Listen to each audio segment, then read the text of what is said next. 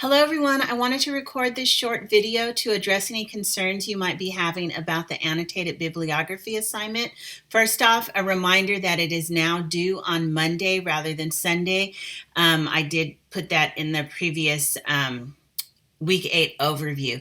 I also want to point out that I have added some additional resources. I think initially I wasn't concerned about adding a ton of resources because this is an activity that you've done before in the program, but I do want to make sure you feel supported in how to proceed with this assignment. So please take a look at these resources. They are optional but strongly recommended. The first is a YouTube video. It's just under 5 minutes, but it's a great overview of what the expectations are for an annotated bibliography. So if you're still feeling uncertain about the manner in which you should be writing your entries, be thinking beyond just a summary of what you're reading in each of the articles, but taking it a step further into doing some critical thinking about how the research piece that you're putting in that you're annotating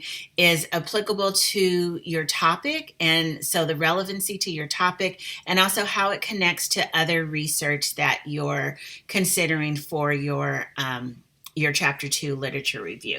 So again, this is a good 5 minutes, good use of 5 minutes of your time to go through this. This resource here, How to Prepare an Annotated Bibliography, will open up just kind of, if this is more of your style in terms of getting an overview of what the expectations are for an annotated bibliography. It's got sort of short answers to general questions about how to proceed. And as you will see in all of the examples, the entries are not long. I know that if you've already taken, I believe it's 535 with Dr. Gautreaux, then you were required to write page-long entries, and that's not what the expectation is for this assignment.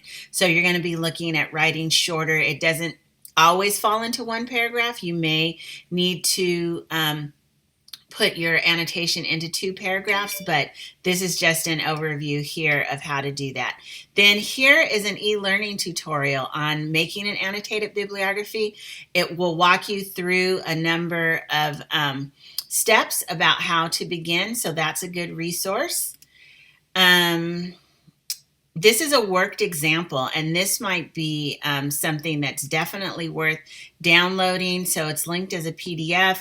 Once you download it and you open it, you'll see what I mean by worked example. It's got references here about what needs to be included and why. So again, you'll see examples that these are not long entries.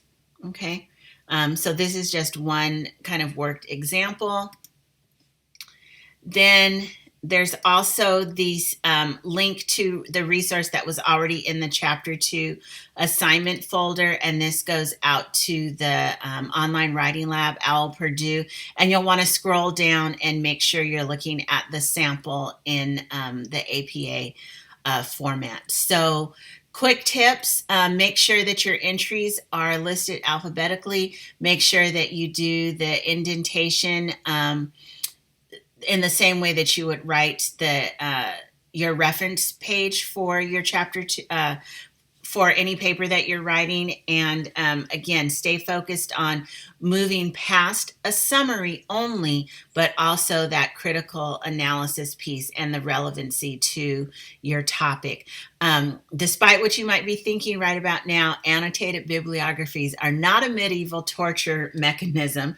The purpose is designed to step you into the process of writing your literature review, which will transition you from these the thinking that you're doing about how the research that you've collected ties into your topic, and then allowing you to take these shorter summary pieces into a broader synthesis of what you've found based on your topic. So some suggestions I have for what you're going to present for this week, for Monday when you turn it in, is to try to tackle at least 2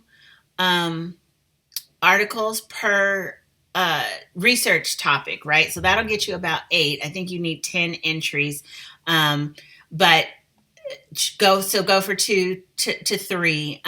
Some of you have asked about being able to use annotations from previous assignments, and you are certainly able to do so.